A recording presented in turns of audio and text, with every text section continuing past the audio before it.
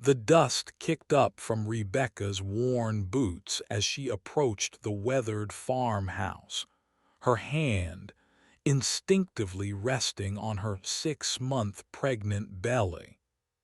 The Montana sun beat down mercilessly, making her lightweight dress cling uncomfortably to her skin.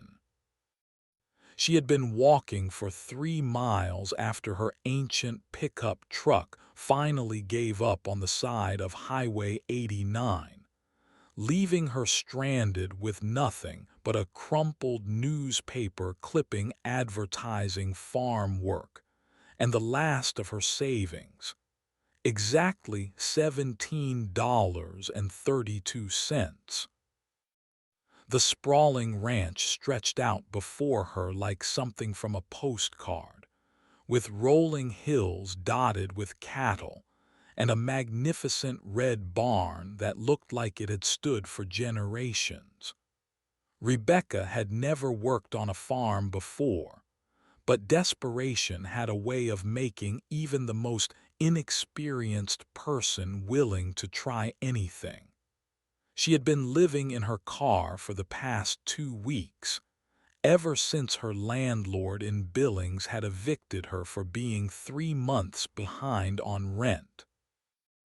Her boyfriend Jake had disappeared the moment she told him about the pregnancy, leaving behind only empty beer bottles and a note that said he wasn't ready for this kind of responsibility. The irony wasn't lost on her. She had been supporting him for months while he claimed to be looking for work, and now that she needed support, he was nowhere to be found. As she approached the front porch, Rebecca noticed the intricate woodwork on the railings and the way the morning glory vines had been carefully trained to climb the posts. Someone took pride in this place, which gave her hope that maybe, just maybe, they might be willing to give a pregnant woman a chance. She knocked on the heavy wooden door, her heart hammering against her ribs. Through the screen, she could hear the sound of boots on hardwood floors, and then the door opened to reveal a tall man with kind eyes and calloused hands. He looked to be in his mid-30s, with sandy brown hair that stuck up at odd angles like he'd been running his fingers through it, and a flannel shirt that had seen better days. "Can I help you?" he asked, his voice carrying a slight drawl that spoke of years spent in wide open spaces. Rebecca straightened her shoulders, trying to project confidence she didn't feel. "I'm here about the job posting," she said, pulling the newspaper clipping from her pocket. "I saw you were looking for farm help." The man's eyes traveled from her face to her obviously pregnant belly, and Rebecca held her breath, waiting for the inevitable rejection. She had already been turned away from 4 other places today, each employer taking one look at her condition and suddenly deciding they didn't need help after all. But instead of dismissing her, the man opened the screen door wider. "I'm Marcus Thompson," he said. "This is my ranch. Why don't you come in and we can talk about what kind of work you're looking for?" Rebecca felt tears prick at the eyes at this unexpected kindness. "I'm Rebecca Walsh," she managed, "and I'm willing to do whatever you need." Marcus gestured toward a comfortable-looking kitchen table surrounded by mismatched chairs. The kitchen was clean but lived in, with cast iron pans hanging from hooks and the lingering smell of fresh coffee. "Sit down," he said gently. "You look like you could use something to drink." As Rebecca settled into one of the chairs, she noticed family photos on the windowsill. Marcus with an older couple who must have been his parents, and several pictures of him with various farm animals. There were no pictures of a wife or children, which struck her as both surprising and somehow reassuring. Marcus poured 2 glasses of cold water from a pitcher in the refrigerator and set one in front of her. "So," he said, settling into the chair across from her, "tell me about your experience with farm work." Rebecca took a sip of water, buying herself time. She had rehearsed this moment, but now that she was here, the lies felt heavy on her tongue. "I'll be honest with you," she said finally. "I don't have any experience with farm work, but I'm a hard worker and I learn quickly. I've been a waitress, a store clerk, and I helped manage a small business for 2 years." Marcus nodded, his expression thoughtful. "What brings you to my ranch specifically?" The question she had been dreading. Rebecca looked down at her hands, which were wrapped around the water glass. "I'm in a difficult situation," she said quietly. "I lost my job 3 months ago, and then my apartment. I've been living in my car, but it broke down this morning about 3 miles from here." She looked up to meet his eyes, surprised to find compassion there instead of pity. "I know this probably sounds crazy, but I saw your ad in the paper, and I thought maybe if I could find work, I could get back on my feet before the baby comes." Marcus was quiet for a long moment, and Rebecca could hear the tick of an old clock on the wall and the distant lowing of cattle. "When's the baby due?" he asked. 3 months, Rebecca said. "I know that's not ideal timing for an employer, but I'm hoping I can work until then, save up some money, and figure out what comes next." "What about the father?" Marcus asked gently. Rebecca's laugh was bitter. "He decided he wasn't ready for fatherhood and took off. I haven't heard from him since." Marcus stood up and walked to the window, looking out at his land. Rebecca watched him, trying to read his expression, but his face was thoughtful rather than dismissive. "The work here is physical," he said finally. "Feeding animals, cleaning stalls, mending fences. It's not the kind of job most people in your condition would be able to handle." Rebecca's heart sank. She had been so close to finding something, and now it was slipping away again. "I understand," she said, starting to stand. "Thank you for your time." "Wait," Marcus said, turning back to her. "I didn't say no. I'm just thinking about what kind of work would be appropriate." Hope flickered in Rebecca's chest. "I'll do anything," she said. "I could help with cooking, cleaning, bookkeeping if you need it. I'm good with numbers." Marcus smiled for the first time since she'd arrived. "Actually, I could use help with the books. My record keeping is pretty basic, and tax season is always a nightmare. Do you have experience with accounting software?" "Some," Rebecca said, though she was willing to learn whatever she needed to. I managed payroll and inventory for a small restaurant for 2 years. The pay wouldn't be much, Marcus warned. I could offer you 300 a week, plus room and board. There's a small apartment above the barn that's been empty for years, but it's clean and has basic utilities. Rebecca felt like she might faint with relief. That would be perfect, she said. When could I start? How about today? Marcus said.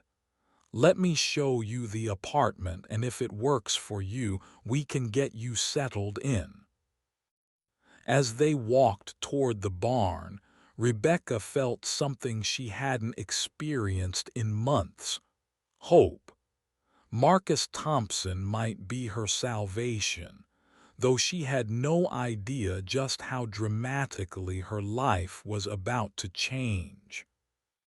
The apartment above the barn was small but charming, with a kitchenette, a cozy living area, and a bedroom with a window that looked out over the rolling hills. It was clean and furnished with simple but comfortable pieces, a far cry from the cramped efficiency she had been evicted from, and infinitely better than sleeping in her car. The previous tenant was my ranch hand's daughter, Marcus explained as they looked around. She moved to California for college 2 years ago, and the place has been sitting empty ever since. I've been meaning to find someone to rent it, but I never got around to advertising it. Rebecca ran her hand along the clean countertop in the kitchen. It's perfect, she said. I can't believe you're willing to trust me with this. Marcus shrugged. Sometimes you have to take chances on people. My father always said that the best judge of character is how someone handles adversity. The fact that you're out here looking for work instead of giving up tells me a lot about who you are. Over the next few days, Rebecca threw herself into learning the ranch's operations. Marcus was patient with her questions and generous with his time, showing her not just the bookkeeping, but also the daily routines that kept the ranch running. She learned about feed schedules, breeding cycles, and the delicate balance of maintaining pasture lands. The work was different from anything she had done before, but she found herself enjoying the rhythm of rural life. She woke with the sun, worked steadily through the day, and fell asleep to the sound of crickets and the distant call of night birds. For the first time in months, she felt like she had a purpose. Marcus proved to be a kind and thoughtful employer. He checked on her regularly without being intrusive, made sure she had everything she needed, and adjusted her workload as her pregnancy progressed. When she mentioned that she hadn't seen a doctor since leaving Billings, he gave her the name of a good obstetrician in town and offered to drive her to appointments. You don't have to do all this, Rebecca protested as they drove to her first appointment. You're already doing more than enough. Marcus kept his eyes on the road. Everyone deserves to have support during a time like this, he said simply. Besides, you're doing good work for me. Consider it part of the job benefits. The doctor's appointment went well, and Rebecca felt a weight lift from her shoulders as she learned that both she and the baby were healthy. On the drive back to the ranch, she found herself really looking at Marcus for the first time since she'd arrived. He was handsome in a rugged, unpretentious way, with laugh lines around his eyes and a gentleness in his manner that spoke of deep kindness. "Can I ask you something?" she said as they turned into the ranch driveway. Sure. Why did you help me? I mean, really help me. Most people would have sent me packing the minute they saw I was pregnant." Marcus was quiet for a moment, his hands gripping the steering wheel. "I lost my parents in a car accident 3 years ago," he said finally. "This ranch was their life's work, and I inherited it along with the responsibility to keep it going. But I also inherited their values." He pulled up to the barn and turned off the engine. "My mother once told me that the way you treat people when they're at their lowest point says everything about who you are. She said kindness is never wasted, even when it doesn't seem to make a difference." Rebecca felt tears threaten again. "Your mother sounds like she was a wise woman." "She was," Marcus said. "She would have liked you. She always said that real strength isn't about never falling down. It's about getting back up when you do." As the weeks passed, Rebecca began to feel more at home on the ranch than she had anywhere else in her adult life. The work was satisfying, the living arrangement was comfortable, and Marcus had become not just an employer but a friend. They often ate dinner together, sharing stories about their pasts and their hopes for the future. Rebecca learned that Marcus had been engaged once to a woman named Jennifer who had decided that ranch life wasn't for her. "She wanted me to sell the ranch and move to Denver," he explained one evening as they sat on the porch watching the sunset. "When I wouldn't, she gave me an ultimatum. I chose the ranch." "Do you regret it?" Rebecca asked. Marcus considered the question. "Sometimes I wonder what would have happened if I'd chosen differently. But this land is part of who I am. I couldn't give it up without losing myself." Rebecca understood that feeling. She had given up too much of herself trying to make things work with Jake, compromising her values and her goals until she barely recognized the person she had become. Being on the ranch was helping her remember who she really was. As her due date approached, Rebecca found herself growing anxious about the future. She had saved most of her wages and was in better financial shape than she had been in months, but she still faced the reality of being a single mother with limited resources. Marcus had assured her that she could take time off after the baby came, and that her job would be waiting when she was ready to return, but she worried about being a burden. "I've been thinking," she said one evening as they worked together in the office, updating the ranch's financial records. "After the baby comes, I should probably look for a place in town. It would be closer to childcare and medical facilities." Marcus looked up from the invoices he was reviewing. "Is that what you want to do?" Rebecca hesitated. The truth was, She had fallen in love with the ranch and the peaceful life it offered, but she also felt guilty about taking advantage of Marcus's kindness for too long. "I don't want to overstay my welcome," she said. "You're not overstaying anything," Marcus said firmly. "This place is better with you here. You've brought life back to it in a way I didn't even realize it was missing." Before Rebecca could respond, she felt a sharp pain in her abdomen that made her gasp. Marcus was beside her in an instant, his face concerned. "What's wrong?"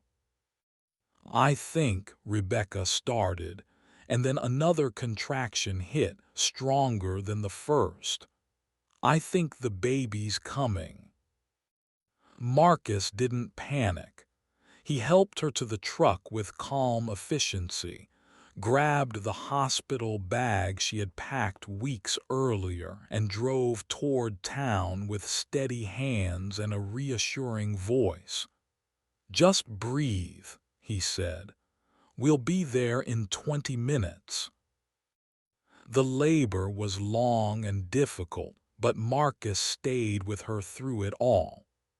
When the nurse asked if he was the father, Rebecca was too focused on the pain to correct the assumption, and Marcus didn't volunteer the information.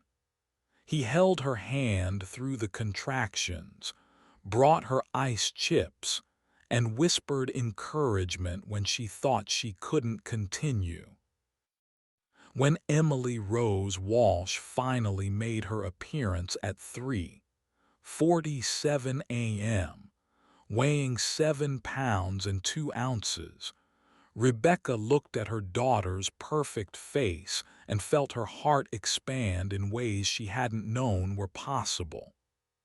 But when she looked up and saw Marcus's expression as he gazed at the baby, she saw something that took her breath away.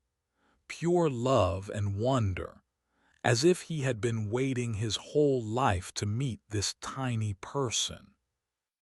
"She's beautiful," he whispered, gently touching one of Emily's tiny fists. "Absolutely perfect." In that moment, Rebecca realized that something fundamental had shifted between them. Marcus wasn't just her employer or her friend. He had become family in the truest sense of the word. The transition back to ranch life with a newborn was easier than Rebecca had expected, partly because Marcus threw himself into helping with Emily's care with the same dedication he brought to everything else. He installed a crib in the ranch office so Rebecca could work while the baby napped, baby-proofed the apartment, and learned to change diapers with the methodical precision he applied to ranch maintenance. "You don't have to do all this," Rebecca protested one evening as she found him assembling a high chair in the kitchen. Marcus looked up from the instruction manual. "I want to," he said simply. "Emily is part of this family now, and families take care of each other." The word family hung in the air between them, loaded with meaning that neither of them was quite ready to address directly. But Rebecca felt it, the growing connection between them, the way they had naturally fallen into a rhythm of shared responsibility and mutual support. As Emily grew from a newborn into an alert, curious baby, she became the center of both their worlds. Marcus would come in from the fields with dirt under his fingernails and immediately wash his hands to hold her, talking to her in a gentle voice about the ranch operations as if she understood every word. Rebecca would catch him singing lullabies during late-night feedings, and her heart would clench with an emotion she was afraid to name. One evening, as they sat on the porch watching Emily play on a blanket, Rebecca finally found the courage to address what was happening between them. "Marcus," she said, "I need to ask you something, and I need you to be honest with me." Marcus looked at her with those steady, kind eyes. "What is it? Are you helping me because you feel sorry for me? Because you think I can't handle this on my own?" Marcus was quiet for a long moment, his gaze moving from Emily to the horizon and back to Rebecca. "Is that what you think?" "I don't know what to think," Rebecca admitted. "When I first came here, I was desperate and you were kind. But now, things have changed and I need to know if I'm reading the situation wrong." Marcus leaned forward, his forearms resting on his knees. "You want honesty. Here it is. When you first knocked on my door, yes, I felt sorry for you. You were obviously in trouble and I was raised to help people in need. But that's not why I'm here now." He turned to face her fully. "I'm here because in the past 8 months, you've become the most important person in my life. Both of you have. I look forward to coming home because I know you'll be here. I worry about you when you're not feeling well. I've started making plans for the future that include you and Emily as permanent parts of it." Rebecca felt her heart racing. "Marcus." "Let me finish," he said gently. "I know this is complicated. I know you didn't come here looking for a relationship, and I don't want you to feel pressured. But I also can't pretend that what I feel for you is just friendship or employer concern." Rebecca looked at Emily, who was contentedly chewing on a toy, and then back at Marcus. "I feel it too," she said quietly. "I've been trying to tell myself it's just gratitude or that I'm confusing security with love, but it's not that simple." "No," Marcus agreed. "It's not simple at all." They sat in silence for a moment, the weight of their mutual confession settling between them. Finally, Rebecca spoke again. "I'm scared," she said. "I've made so many mistakes in relationships. I don't want to mess this up, whatever this is." Marcus reached over and took her hand. "We don't have to figure it all out tonight," he said. "We can take it slow, see where it leads." Over the following weeks, they did exactly that. They began spending more time together outside of work and baby care, taking walks around the ranch property, sharing meals that felt more like dates than casual dinners. Marcus would bring Rebecca wildflowers from the fields, and she would leave notes in his lunch pail that made him smile. The first time he kissed her, they were standing in the barn after finishing the evening chores, Emily sleeping peacefully in her carrier. It was a gentle, tentative kiss, full of promise and possibility. When they broke apart, Rebecca looked into his eyes and saw her own future reflected there. "I love you," Marcus said, the words simple and sincere. I love you too, Rebecca replied, surprised by how easily the words came. As autumn approached, their relationship deepened and solidified. Marcus proved to be as devoted a partner as he was a rancher, supporting Rebecca's goals and dreams while sharing his own. They talked about expanding the ranch operations, about Emily's future, about the possibility of more children. One evening, as they sat on the porch watching the sunset paint the sky in shades of orange and pink, Marcus turned to Rebecca with a serious expression. "I have something to ask you," he said, his voice nervous in a way she had never heard before. Rebecca's heart skipped. "What is it?" Marcus stood up and reached into his pocket, pulling out a small velvet box. "I know this might seem fast to some people, but I can't imagine my life without you and Emily. I want to make this official." He dropped to one knee, opening the box to reveal a simple but beautiful diamond ring. "Rebecca Walsh, will you marry me?" Rebecca felt tears streaming down her face as she looked at this man who had literally saved her life and then given her a new one. "Yes," she whispered, then louder. "Yes, of course I'll marry you." As Marcus slipped the ring onto her finger, Emily began to fuss in her carrier. Rebecca picked up her daughter, holding her close as Marcus wrapped his arms around both of them. "What do you think, sweetheart?" she asked Emily.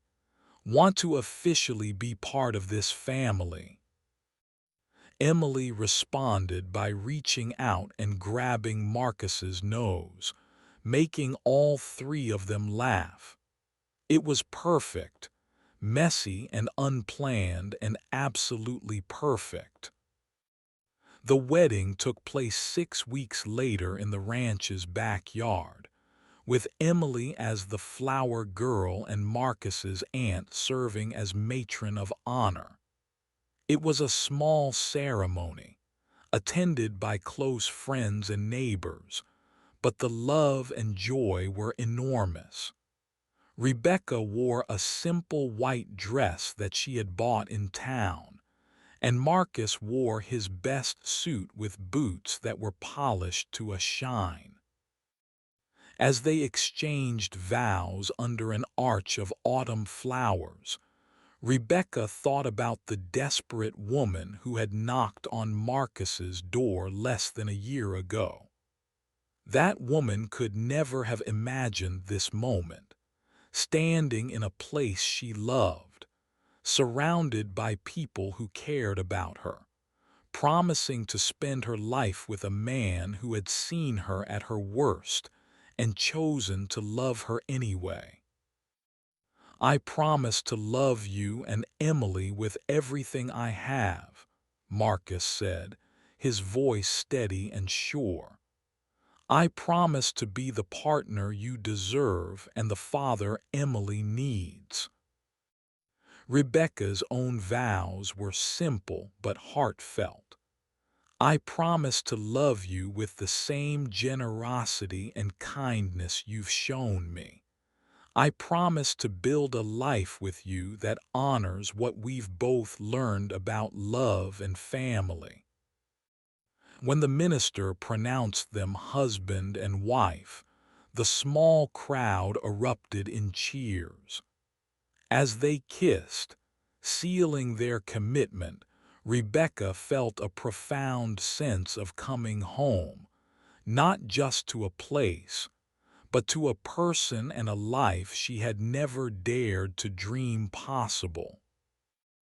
The reception was held in the barn, decorated with strings of lights and mason jars filled with wildflowers. Marcus's aunt had made a three-layer cake, and the local band played country music while their guests danced on the hay-covered floor. Rebecca danced with her new husband, with Emily in her arms, and with several of the ranch hands who had become like family. As the evening wound down and the last guests departed, Rebecca and Marcus stood on the porch of their home, no longer just his ranch or her refuge, but their shared future. Emily was sleeping peacefully in her crib, and the world was quiet except for the gentle sounds of the ranch settling in for the night. "No regrets?" Marcus asked, wrapping his arms around his wife. Rebecca leaned back against his chest, looking out over the land that had become her sanctuary. "None," she said, "not a single one." And as they stood there together, surrounded by the vast Montana sky and the promise of all their tomorrows, Rebecca knew that sometimes the most desperate moments in life are just the beginning of the most beautiful chapters. In the months that followed, Rebecca and Marcus settled into married life with the same easy rhythm they had found in everything else. The ranch prospered under their joint management, with Rebecca's business acumen complementing Marcus's agricultural expertise. They expanded their cattle operation, added a small organic vegetable garden, and began hosting educational tours for school children. Emily grew into a curious, energetic toddler who treated the ranch as her personal playground. She learned to walk by pulling herself up on fence posts, said her first words to a patient old horse named Buttercup, and charmed everyone who met her with her fearless approach to life.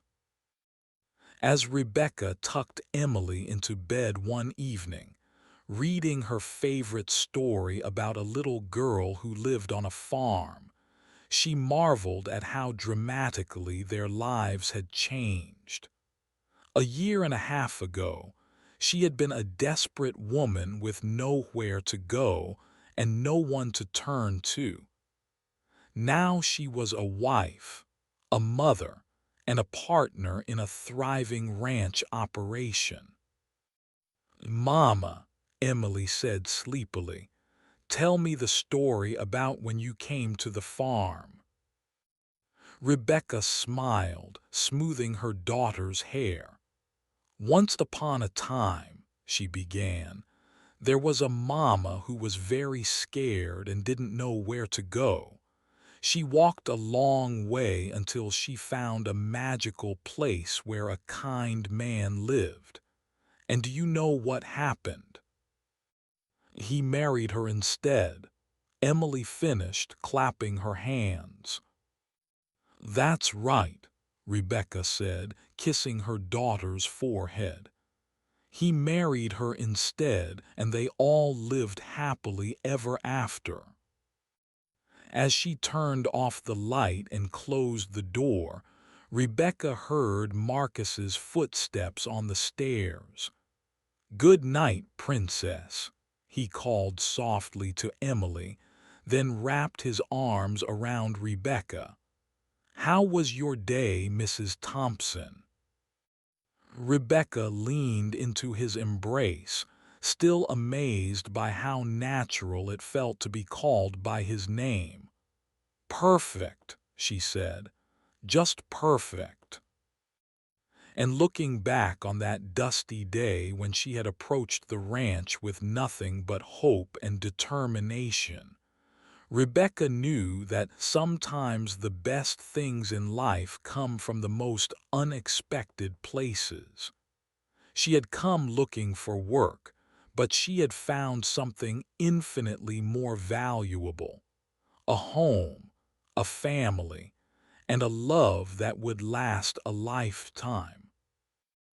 The ranch continued to thrive under their partnership, but more importantly, so did their family. Marcus proved to be as devoted a father as he was a husband, treating Emily as if she had been his from the beginning. When people in town asked about Emily's biological father, Marcus would simply say, "I'm her father in every way that matters." Years later, when Emily was old enough to understand the full story of how her parents met, she would tell people that her mama was the bravest woman in the world and her daddy was the kindest man, and that sometimes the most beautiful love stories begin with someone being brave enough to ask for help and someone else being kind enough to give it. Rebecca never forgot the lesson she learned during those difficult months before she found the ranch. That rock bottom can be the foundation you build your life on, and that sometimes the best thing that can happen to you is losing everything you thought you wanted so you can find everything you actually need. And every morning, as she stood on the porch of the ranch house watching the sun rise over the rolling hills, with Emily playing at her feet and Marcus working in the distance, Rebecca whispered a quiet thank you to whatever force had guided her to that newspaper clipping and given her the courage to knock on a stranger's door asking for work. She had found so much more than work. She had found home.